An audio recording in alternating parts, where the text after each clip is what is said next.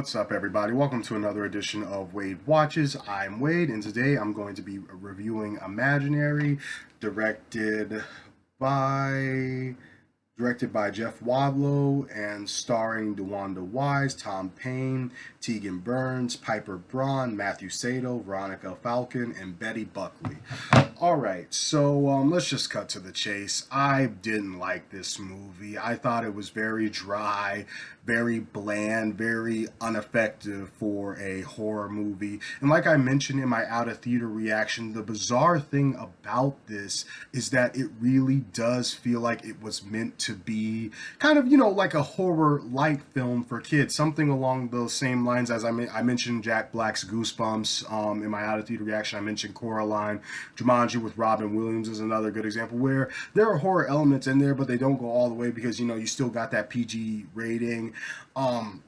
Monster House is another good example, and I'm wondering to myself, why didn't they just do that?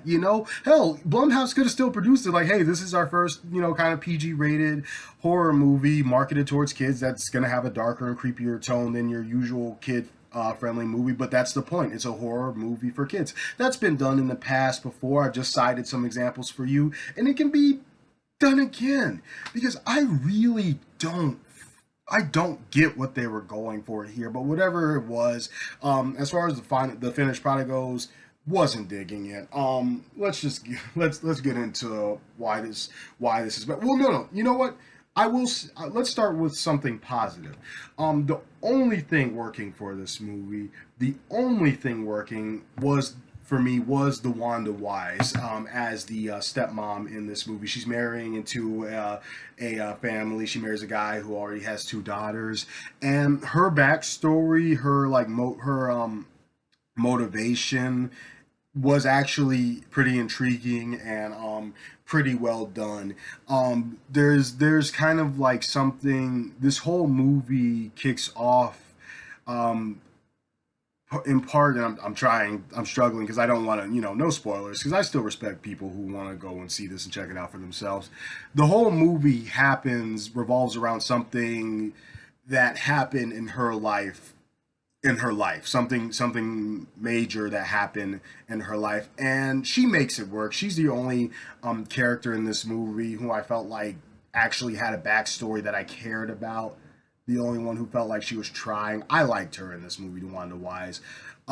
Everybody else, what kind of direction were you guys given on set? Holy jeez.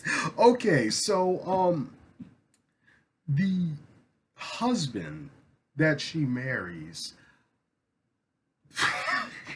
he's like the typical, well, not typical, but kind of like, kind of like the carefree, oblivious hippie parent, doesn't know anything that's going on, and then whenever something that could be potentially creepy occurs, he just kind of like, oh, I guess that's something. Because there's one thing that happens in this movie where he just totally it's just totally carefree for it, carefree about over it when it happens, and it's something that's pretty like fucked up and pretty intense and pretty threatening, and he's just like, oh well. And then you got the teenage daughter who's just being the typical teenager in all these types of movies. Oh, I hate you, you're not my real mom, I'm gonna say incredibly nasty and mean things to you. But you know what? I gotta give credit where credit's due. Though they kind of like it's kind of like a almost like a insincere thing. And you'll understand what I'm saying when you see the movie. But I do have to give credit because there's a scene in this movie where that stepmom, she's just like, you know what? Some of this is on you. You blame me for everything, but you got to take a look at yourself. And I actually did applaud a little bit. I went like this. I'm like, finally, because the teenage daughter in this movie is just straight up a bitch. That's her one character mode. Be a bitch, say rude and nasty things. and I'm just like, okay, fuck you. You also have, kind of, he doesn't play as big of a role, but you have kind of like the love interest for the teenage girl. He's just a straight up idiot, and they even call him that in the movie. And then finally, you have the little girl who, for all intents and purposes, is definitely the secondary character. She's kind of like Andy in the first Child's Play, where a lot of the movie is just her and the teddy bear you've seen in all the posters, that that of course something is up with, something not is not right with this teddy bear. It's not just your standard average teddy bear. And she's fine. I will say that I'm not going to be too hard on her, because when the very few times that this movie actually got my attention, actually had me like at least mildly interested, were the scenes with her and some of the sinister stuff that begins to unfold with her and this imaginary teddy bear friend that she has, because she believes that the teddy bear is actually alive. That stuff was like, okay, there's something there. There's a bit of inspiration. Not that we haven't seen something like this before, Child's Play, but there's something cool there, and there's something in particular that was actually kind of like an intense moment, like, oh, you're gonna do this with a little kid, damn. But other than that, yeah, this just fell flat for me, and it all comes back to the way that this was directed. This really does feel like it was meant to be like a Coraline type, Goosebumps type movie for kids. And if they wanted to do like kind of a creepy little movie for kids, go ahead and do it. You're not the first, go ahead, go for it, because that's how it feels. This actually does feel like something that I would see on the Disney Channel in the early 2000s. I don't know about Disney Channel now because I don't watch it anymore, but when I was a little kid growing up, this definitely feels like something, and I kid you not, I can't stress this enough, this feels like something that would come on Disney Channel during Halloween. I shit you not. If it wasn't for the language and the a bit of the blood we see, because PG-13, so you don't get full hacking, and one drug reference, this would have been something that aired on the Disney Channel. Not creep, scary, or tense in the least. And I scare easily. I admit that. That's why, if you've been following me long enough, you would know that last Halloween I did a Halloween themed series, and I called it "Scaring Myself Shitless," because as big of a horror fan as I am, some of this stuff does get to me, get inside my head. That's part of the fun. And the fact that this did nothing for me, like didn't affect me in the least, and it had no suspense, no tension, no buildup, no nothing, really disappoints me. So yeah, and again, I have to bring it all back to the overall story and tone. This really does feel like they wanted to, maybe, I guess, maybe like rival the John Krasinski Imaginary Friends movie that's coming out later in the summer. That's definitely going to be like straight up family friendly. It almost feels like they wanted to do a darker Imaginary Friends movie, but still aim it at kids, because it's because there's no like legitimately traumatizing horror. But they decided at the last minute, let's slap in some blood, let's have some kills and a drug reference, PG-13. Now we can market ourselves as a legitimate horror movie. We got Blumhouse behind us. That's how it feels, and it just doesn't work for me. I don't understand what they were going for here.